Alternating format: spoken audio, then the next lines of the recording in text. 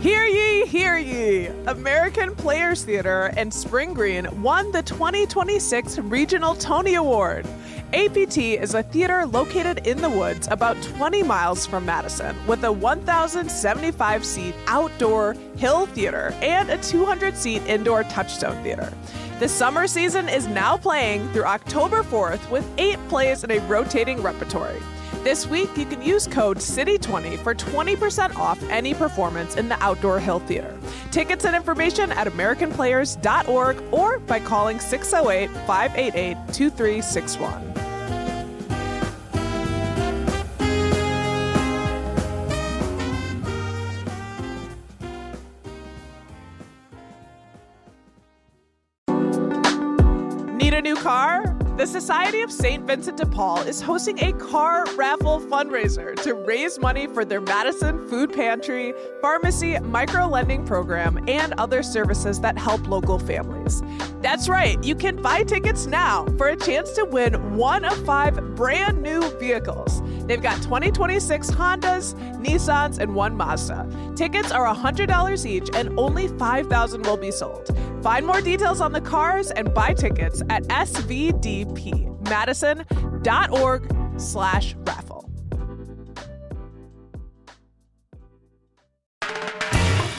This is CityCast Madison. I'm Bianca Martin, and here's what Madison's talking about. Today, it's Pride Month, and there's events celebrating Madison's LGBTQIA+ community all month long. In honor of Pride, we're bringing back a conversation we had last year about how queer-friendly Madison is. Oh, we're diving in. How LGBTQ+ friendly is Madison? Joining me to answer that question is Sanders Weinberg, local comedian and program coordinator with the Gender and Sexuality Center at UW-Madison. How are you, Sanders? I'm doing great. I'm happy to be here. And our very own producer, Jade Isiri Ramos. Hey, girl, hey. Hey, Bianca. Hey, Sanders. Hey. Let's not even wait 1 second before getting right to it. Gut reactions. Is Madison really queer-friendly? Sanders, you're starting us off. Oh, okay. I would say I feel like yes, and I feel like just like any city, you're like in Madison, you find the queer friendly spots, you find the queer haunts, and you go to those and you just keep going to those until you're sick of them. And then you try desperately to find another one. So, and I also feel like what's dope about Madison is what makes it queer friendly to me is you can walk down the street and see queer coded people frequently. That is probably, I think, what differentiates it from like any other city. Cause I do like part of me, when you asked this question, I was like, my initial reaction was yes. And then I was thinking, okay, but do we all just kind of go to the same places? Because that's happening in any city, you know, or town, even like a small town, or, you know, so that's when I started to have pause a little bit, because I was like, wait, do we all just kind of go to the same places? But I do feel like what makes it queer friendly, or what gives it some queer friendly points, is that you can walk down the street and see queer coded folks, trans coded folks, gender bendy folks. Like, there is that aspect to it that I don't think you're going to be getting in many cities like of the same size. That's so fair. Yeah, it's such a good point, Sanders. As you say, that's like, yeah, my Madison's gay, right? The Madison that I'm in is like super gay, and in that realm, gay friendly. But I do also think, you know, my gut reaction is Madison's gay friendly because there are so many queer folks out here who are running businesses and organizing and like in leadership. Our mayor is gay, a representative Pocan, and we have Tammy Baldwin. Like, we have queer people who are leading in every different realm of Madison and of Wisconsin. So I think Madison is gay friendly. Yeah, I'm going to say yes.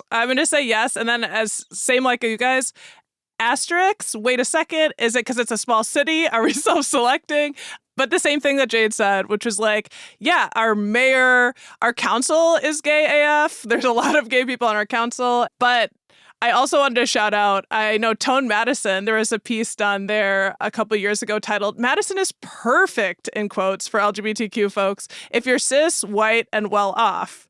And that was written by a former guest writer, Emily Mills, who was on the podcast. And I just feel like that, Madison was actually, back in 2023, scored 100% on the Human Rights Coalition Municipality or City Equality Index. I checked last year. We also scored 100%. And it's just like, because it's like we got the representation. And it's kind of asking, about equality and like how well you can live in the city, but also there's some bendiness all around, right? So we're going to get into it. We're going to have fun. We're going to keep it real. We're going to spill some tea and talk the good, the bad, and the sparkly. Are you guys ready? Absolutely. Let's do it. I think all of us should sort of share our perspective and our orientation to this conversation for folks who are listening, because they might not know. But like, what is your connection to the queer community? Yeah, so I came out as a lesbian when I was in college. I would say my junior year of college, which I felt like a late bloomer at that time. And yeah, it was like the lesbian to the non-binary to the trans pipeline. It was like I went on all the rides. It's a good pipeline. Yeah, it's a great pipeline. So yeah, it was like I'm a lesbian, and then it was like, well, maybe I'm just queer. I was like really, that was kind of around the time when we were reclaiming like queer as an identity. So then I was kind of more into that. Eventually started using they, them pronouns after I graduated college.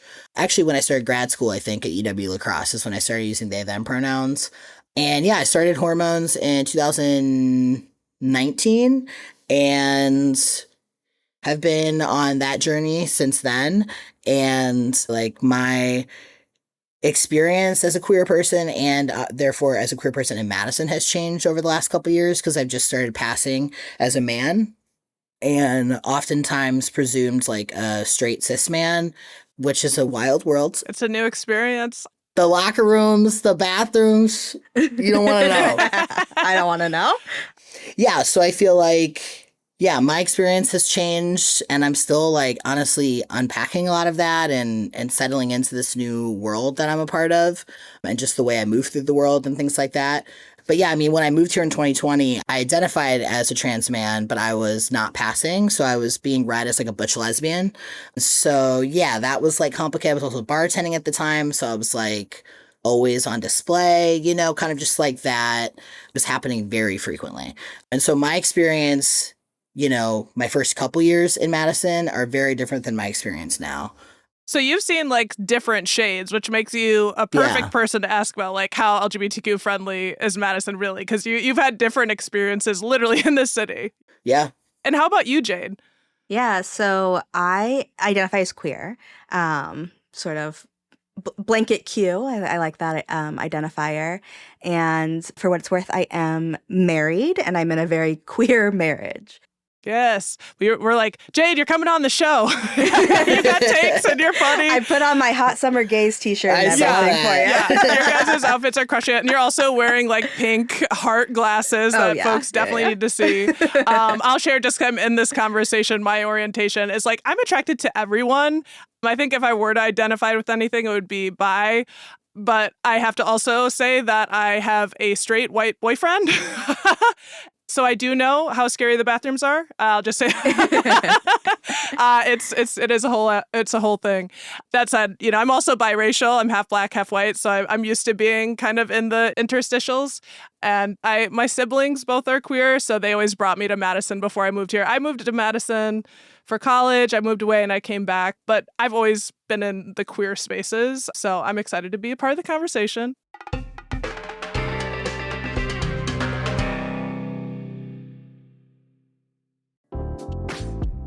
Literacy is the moment. Madison Reading Project's mission is to connect our community with free books and literacy resources that ignite a love for reading and affirm and reflect the diversity of young readers.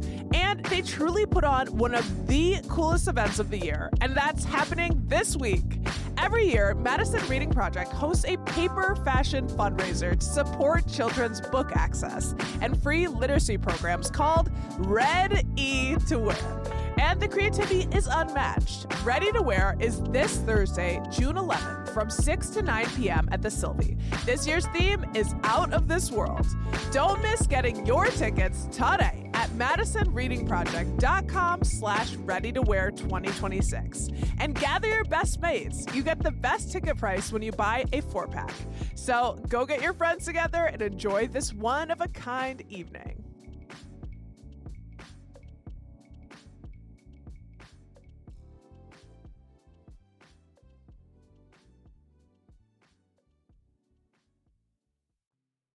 Let's just dive in and talk about nightlife. Because Sanders, I know you've been in the service industry here. Like, where are the gay clubs and bars that you would find like as key and core?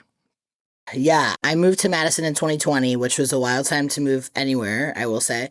And I got a service industry job right away at the Great Dane, which is not a gay haunt by any means, I would say. But slowly but surely, we're getting there. I've seen you. I've seen you there. Yeah. Yeah, I mean, yeah, it's turning. Well, it's funny because the Great Dane it's a brew pub. So it's kind of giving that like cis het vibes. There's like 50 TVs. It's giving sports bar. But actually the downtown one, like half our staff are queer and trans. So it's interesting. Like we're trying to slowly take it over a little bit, reclaim that space. But I wouldn't list it in like the top, queer gay spaces. Up and coming. So, yeah, I mean, I'm really excited about Cardinal reopening. Cardinal reminds me of a lot of the spaces that I loved when I was first discovering my queer identity, which they weren't like rainbow flag out in the I'm not saying there's anything wrong with these places, but they weren't like rainbow flag out in the front, drag shows every night. A lot of those places to me end up centering like white cis gay men. And I feel like Cardinal, not just in their vibe, but also in the programming that they put on, is focusing on a very different like queer community, a very different queer experience, and trying to like target a different audience. So I was really stoked when Cardinal reopened. I didn't even get to experience like pre-Cardinal because I moved here in 2020. So the Cardinal that we have now is the only Cardinal I've ever known. And I find that to be like one of my favorite queer spaces, I would say.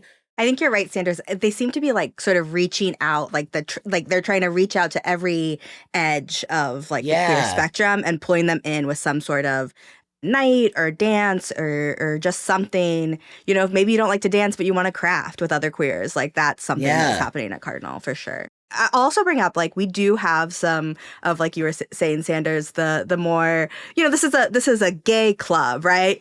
And those spaces are great too. Yeah. So we have Five Nightclub, which is really our only like gay nightclub in Madison. It's kind of it's a little bit on the outskirts. It's across the Beltline. They have fun events, lots of drag, lots of dancing that happens there. And because it's an OG, and it's on the outskirts because before is like that's where you could have a gay club. Then we've got Woofs and Shamrock, both around the square, which are like Woofs in particular, is a bear bar, and Shamrock I think is a little bit more geared towards just like queer identity in general. Yeah. And by bears, we're talking big burly men with hair. I'm talking about grizzlies, and black bears, in human form, and brown bears, and koala bears, all the bears that you can, Yeah, and we talked about Cardinal. Do you want to talk about other events that happen, Jade? Yeah, sure. So I mentioned earlier that I'm wearing my Hot Summer Gays t-shirt. So there's not a ton of bars that are necessarily like, this is a gay bar, but there are a lot of pop-ups that happen around town. So Hot Summer Gays and Dyke Dive, those are sort of companion events that happen throughout the year. L Pub is a lesbian pop-up bar. And there's a couple others that go on around town that I'm not maybe necessarily as a part of. But one thing that I saw that I did not attend, but I wish I did, was gays in the park eating garlic bread. So I'm looking for more of those just random, in the middle of the day, we're eating garlic bread in the park. We need more of that, yeah. Madison's got a rich drag scene, I think. Like, totally. We've got contenders, right? I agree. It's a really strong drag scene. We compete above our weight, I think, in the drag scene. Yeah. I agree. Yeah. I remember like Trixie Mattel would come hang out here. Like we've got a circuit like between Milwaukee and Madison. We want to talk a little bit of hot takes. And Jade, you've got some thoughts about drag and how it fits into the scene. We should probably mention, we said that there's a weekly drag show and annual competitions that happen there. And we do have drag bingo on Comedy at State, like Delta Beer Lab, Cardinal, Lucille, drag brunches everywhere. Jade, what's your hot take? Let me just say, like, I love drag, right? Drag is gay. You know, I'm not saying drag's not gay, but drag isn't necessarily just for the gays, right? Mm-hmm. Drag is this, like, it's like a stained glass window for which, like, the outside world can peer into, like, queer culture. I think a lot of, like... Be drowned in light. Yeah. And I love that. But I also think that occasionally you might say, oh, it's going to be fun to go to a drag brunch, and you are the only like queer group of friends who are there besides the performers. Yeah. I've seen that at drag bingo for sure. I was like, yeah. My God, this is a sea of white women. I feel like drag, maybe it's also like drag in Wisconsin too, has like, I feel like for drag bingo is a great example. I went to drag bingo and I was like, I'm surprised there is a drag show in this bar. Like I went in there feeling so stressed, like as a, like a visibly queer person at the time, you know, like I was not passing, you know, and I was like, I think people are here for the bingo and the drag second, you know, so I definitely agree with that. I feel like the drag brunches, the drag bingo, like if you go to that, you will likely be like one of the few queer people in attendance. Yeah, and I know I know you be watching RuPaul's Drag Race because you talk about it. Me too, I love me some too. RuPaul's Drag Race and Sanders. Yeah, it's life. I'm still here. Yeah.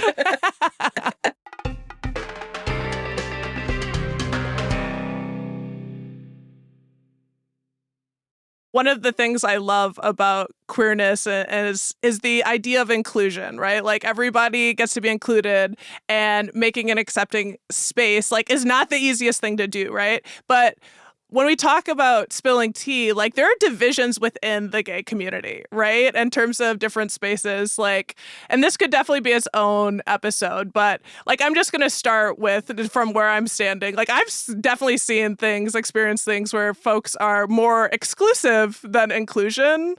Talking from my very marginalized bisexual identity,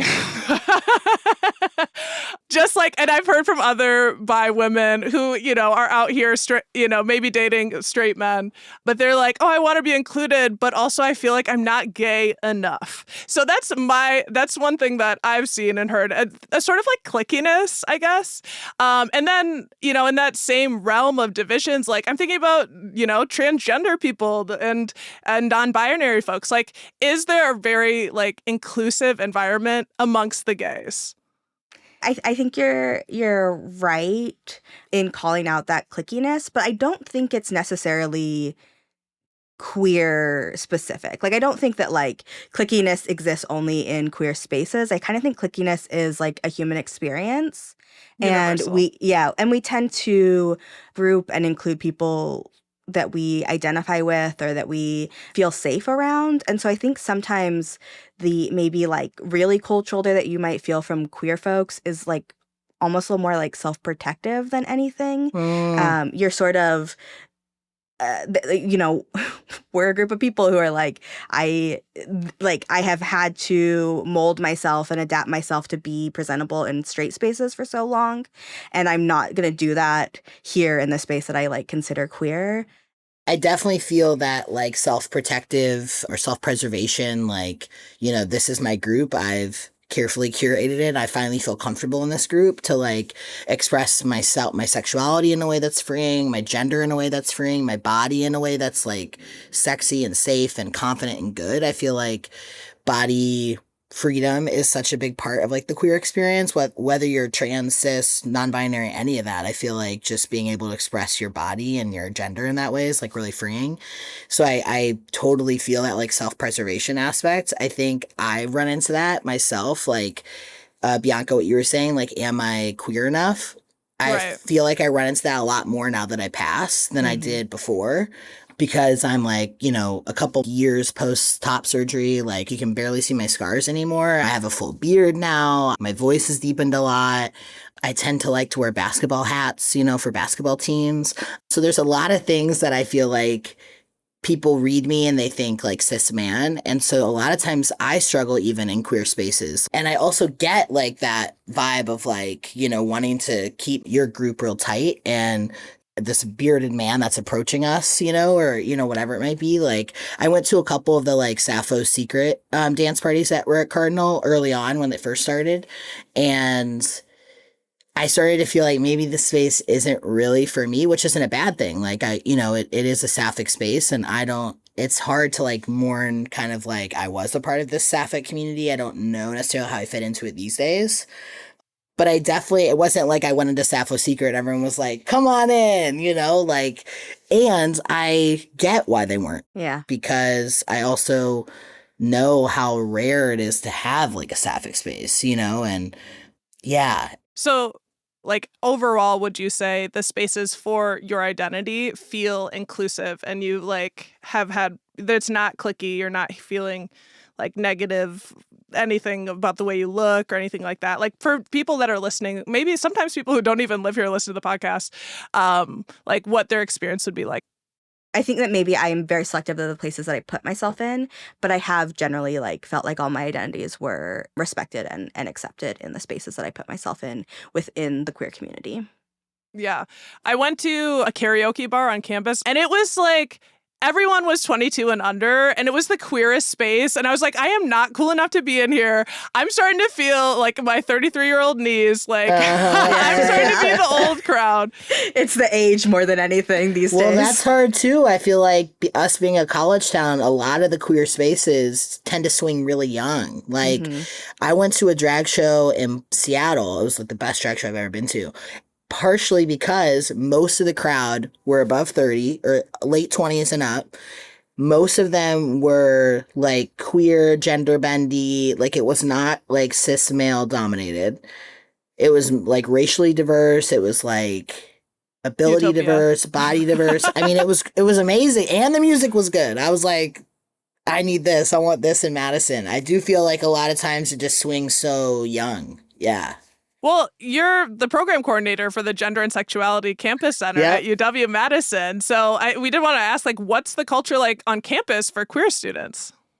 I mean, the Gender Sexuality Center itself it's vibrant. Like, it's always bumping. There's students in there at all times. They're, in there between classes. They're there till close. They're there right at open. And I guess that what that tells me is like it is important to have those spaces. I think a lot of students have positive experiences on UW's campus. And I think having like a dedicated center where they can go and, kind of have that experience that we've all talked about where we've got our safe group of friends. We have our group where we feel we can express ourselves in all the complexities that we have within us. Like, those spaces are still needed. So what that tells me is like we're not necessarily, it's not in any way to say that UW's campus is like liberated by any means. I mean, it's a microcosm of what we're talking about really here. So, experiences vary, but I'm like super grateful to be working at the GSCC and to be working in a space that's trying to like cultivate the like liberated connections that we all like grow up to really cherish, Yeah. I remember that being an incredibly safe space, and I love that you highlighted community and like cultivating that in these shared spaces of joy and safety. I want to ask you both, and I'll start with you, Jade. How does living in Madison compare to the other places you've lived? Yeah, so I will say most of my like not college adulthood has been in Madison, which I think is a different level of like intentional community than previously, right? Like in high school, You get who you get. yeah, my community are the people who I go to school with. In college, it's people who I go to college with, And Madison is a little bit more, has been me intentionally building community. And so when I was in college, I was like very involved in rugby. And that was like my queer space, right? And we'll get into it, but largely like sports is sort of like where I've also found community here. And so I think in that way, the gays are doing sports sometimes. Yeah. What sports are they doing, Jade? Yeah, so I play on the Badgerland Pride Softball League. My spouse is a part of the Madison Gay Hockey Association. I'm interested in trying the Madison Minotaurs Rugby Club, which just became gender inclusive. So it's no longer just a gay men's rugby club. It's now for all genders. And like that's just like the ones that I personally am involved in. There's like running clubs, there's biking clubs, there's climbing clubs. Like if you have a sport in Madison, either there's a club that already exists for you to play or there's other queers who are waiting for you to start the club. That's my hot take. True. Are you sportsy, Sanders? I haven't gotten super into like playing sports in Madison at all. I played basketball like my whole life growing up, and there was like a small, I was just joking around with my friends the other day, there was a small group of queers that were getting together when I first moved here to play basketball, and I was gonna go, and then I read the fine print on the email, and it was like, this is for queers who are like not very good at basketball, they just want to have a good time, and like I like, love no. that, and I want them to have that that space.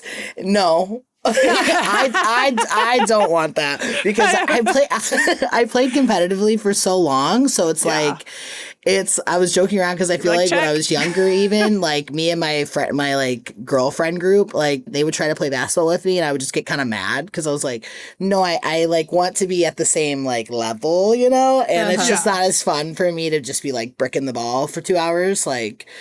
So I haven't found my fit yet. Yeah. But I also want to say, those queers, keep hooping, keep doing your thing. I'm just gonna, cheer you on from over here. But hoop dreams. Yeah, exactly. But if you're trying to play a little intense ball, you know where to find Sanders. Yeah. Come find Sanders. Yeah, exactly. And sports isn't for everyone, right? Like we have tons of queer-owned businesses in Madison, like some standout nonprofits, like advocacy groups like G Safe. They advocate and support LGBTQ youth. And tons of places that do celebrate and embrace queer art and culture. Do y'all have a favorite queer-owned business or nonprofit, Sanders? I mean, I'll definitely plug Room. I love Room. I think they do like a room of one's own bookstore on Atwood. Yeah. Yeah. I love the organizing they do. I think they're incredible, like catalysts for change in Madison and beyond. I was going to say earlier too, like I want to acknowledge like a lot of the things we're naming are also very inaccessible for disabled folks, for, compromised folks. And I feel like Room centers their program like on intersectional identities, specifically the most like disenfranchised, disadvantageous, like those communities. So I just want to like acknowledge that too. I just think Room does a great job of like putting on educational events, fun events, artsy events, sober events, masked events. Like they just really diversify their programming, and I think they engage a lot of queer folks who don't normally get engaged in our programming. Also shout out the employee recommends. Like I get, I don't know, like 50% of my reads from just the books that they recommend. A really good resource. I would say, I'm going to sort of, this is a cheat, but the Big Gay Market, which has been like going on for the last few years and has a couple markets every year. It's like, this is a way to shout out like any small creator who's like, if you're making crochet, if you're blowing glass, like you can find anything at the Big Gay Market. And those are really fun pop-ups. And again, like a really great place to be like, I think that's how I found out about the softball team that I play on. It's really exploded too. I feel like it's grown so much in the last few years. I'll shout out one, the LGBT Books to Prisoners program. That was one of the first things I kind of got involved in Madison doing that work, and it's really meaningful, and we did have a conversation with them. So if you want to look that up, definitely do that. Y'all, this conversation, we really needed like 7 hours, but we really tried our best to condense it. There's going to be, we'll have online resources that link to all kinds of things. But as we're wrapping up the conversation, what is Madison missing, Sanders? If anything. Yeah. I mean, I would say more of like the gays in the park eating the garlic bread. I think it's missing a lot of like non-drinking centered trans and queer programming. It's happening. I just think proportionally speaking, I think we could have even more. Being Wisconsin, being a college town, a lot of the programming and events that happen are like at bars or centered around drinking. And, I think It's a problem. yeah, we would really benefit from just more, that is not to say it's not happening, because it absolutely is. But I would love even more. How about you, Jade? I think that a lot of what is queer community is so alcohol centered that it feels like you can't necessarily do anything without also like drinking 3 gin and tonics, right? And so I think that's a huge thing that it's missing, or what could be better about Madison's gay scene. But one thing that I think is really empowering about being in Madison is that when you see things that are missing, it is not hard to work with a business who's like, yeah, sure, you can like use our space on Thursdays to have your vinyl night for queers, right? And so I think that like if there's something that is missing in Madison, I think it's relatively easy to start it.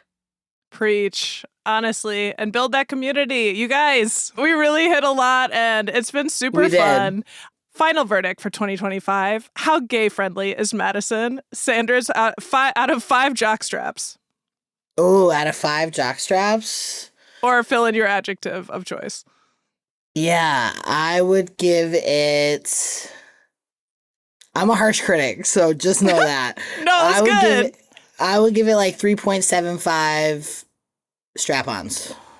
I'm a friendly critic. We need the balance. We need the balance. Yeah. But I also believe there's certainly room for improvement. So I will give it 4 iced oat milk lattes. Oh, I love it. I'm going to defer to Sanders. I'm going to do 3.75 sparkles. Y'all, it's been queer. It's been fun. Thank you so much for coming on. And we do have to return this conversation because there's more to talk about. Yeah, totally. Yeah. Thanks so much, Sanders. Yeah, thank you guys. Thanks, Jade. Thanks, Bianca. That was Sanders Weinberg, local comedian and program coordinator at UW-Madison's Gender and Sexuality Center. And our very own producer, Jade Isiri Ramos.